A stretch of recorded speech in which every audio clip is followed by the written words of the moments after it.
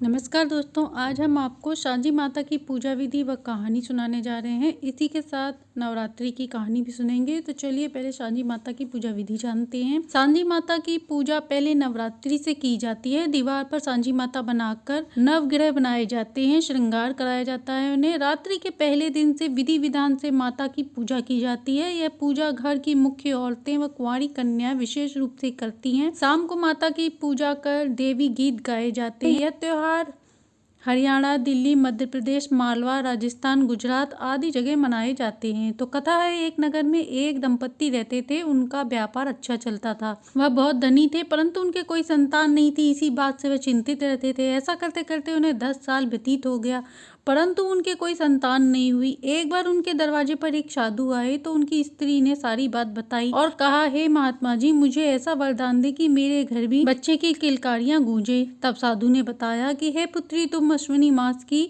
नवरात्रि पर दुर्गा माता की आकृति की मूर्ति बनाकर 9 दिन तक पूजा कथा करो। ऐसा करने से तुम्हारी मनोकामना पूर्ण होगी। साधु के कहे अनुसार उस स्त्री ने तालाब से मिट्टी लाकर माँ दुर्गा का स्वरूप बनाकर साथ ही चांद, सूरज, सितारे, चिड़िया का स्वरूप बनाया। अमावस्या पर जब माता के नवरात्र शुरू हुए तो गोबर से दीवार पर सांझा बनाया। साथ ही जौ बोए। जौ खुशहाली का प्रतीक होता है। सुबह जल्दी उठकर माता की पूजा करती। संध्या काल में आस पड़ोस की औरतों को बुलाकर कथा कीर्तन कर प्रसाद बांटती। अष्टमी के दिन कन्याओं को भोग लगवाकर हलवा पूड़ी प्रसाद खिलाया और उपहार भी दिया। इससे सांझी माँ उससे प्रसन्न हुई और उसे वरदान दिया कि जो भी मेरी श्रद्धा भाव से पूजा करेगा उसे मैं सब दूंगी। संतानहीन को संतान दूंगी, कुंवारी लड़कियों को मन चाहा वर दूंगी, धनहीन को धन वर्षा कराऊंगी।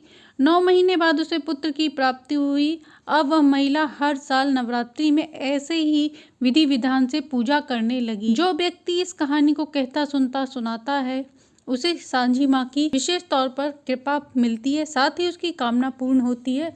अब सुनते हैं नवरात्रि जयंती माता मंदिर की कथा। जयंती माता मंदिर चंडीगढ़ की कथा। नवरात्रि स्पेशल में यह मंदिर छोटी पहाड़ियों पर स्थित है। इस मंदिर में 200 सीढ़ियां हैं। पहले यह मंदिर कांगड़ा के पास हिमालय पर था और मंदिर के पास एक कन्या रहती थी जो माता की परम भक्त थी। नित्य प्रतिदिन वह माता की पूजा आराधना करती, इसके बाद ही भोजन ग्रहण करती। वह सदा ही माता की भक्ति भाव से पूजा आराधना करती। धीरे धीरे जब वह बड़ी हुई तो उसके विवाह का समय आ गया और उसका विवाह एक हथजौर के राजा के साथ कर दिया गया। वह कन्या विचलित थी कि अब वह माता की पूजा नहीं कर पाएगी। उसी रात उस कन्या को माता ने दर्शन दिए और कहा, मेरी डोली नहीं उठेगी तब तक तेरी डोली भी नहीं उठेगी। जब विवाह हुआ, डोली उठाने का समय आया तो वह इतनी भारी हो गई कि कई लोगों के उठाने पर भी नहीं उठी। तब कन्या ने अपने पिता को रात्रि में आए स्वप्न के बारे में बताया। जब कन्या के पिता ने माता को डोली में तैयार कर उसमें बैठाकर माता को ले जाने लगे। इस प्रकार उस कन्या की डोली पीछे पीछे व माता की डोली आगे आगे चलने लगी। चंडीगढ़ से 15 किलोमीटर दूर माधवी नामक गाँव में माता को एक पहाड़ी पर छोटा सा मंदिर बनाकर वहां कन्या पूजन करने लगी और अपना समय व्यतीत करने लगी। जिस राजा से उसका विवाह हुआ था वह भी शिवजी का परम भक्त था और प्रतिदिन शिवजी की भक्ति किया करता था। फिर दोनों लोग अपने जीवन इसी तरह व्यतीत करने लगे। एक दिन इस दुनिया से भी चले गए।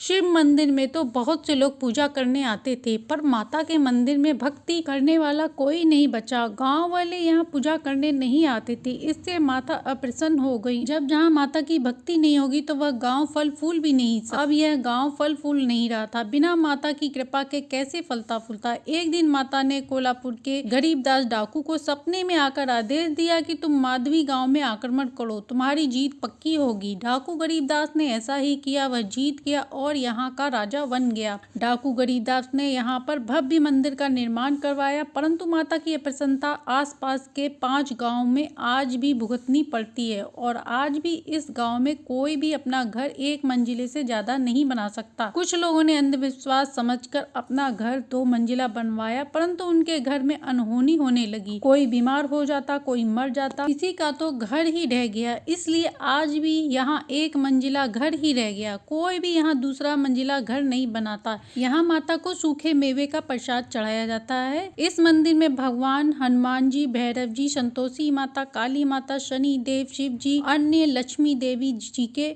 अन्य देवी देवताओं की मूर्ति भी है। मंदिर के आगे पीपल का पेड़ है जहाँ जल चढ़ाकर परिक्रमा कर सकते हैं। यह मंदिर 800 साल पुराना है। तो ये थी नवरात्रि में सुनी जाने वाली सांझी माता और देवी माता। नवरात्रि में इन कहानियों को श्रवण करने से माता रानी की कृपा विशेष रूप से प्राप्त होती है। कहानी अच्छी लगी हो तो लाइक एंड सब्सक्राइब करें।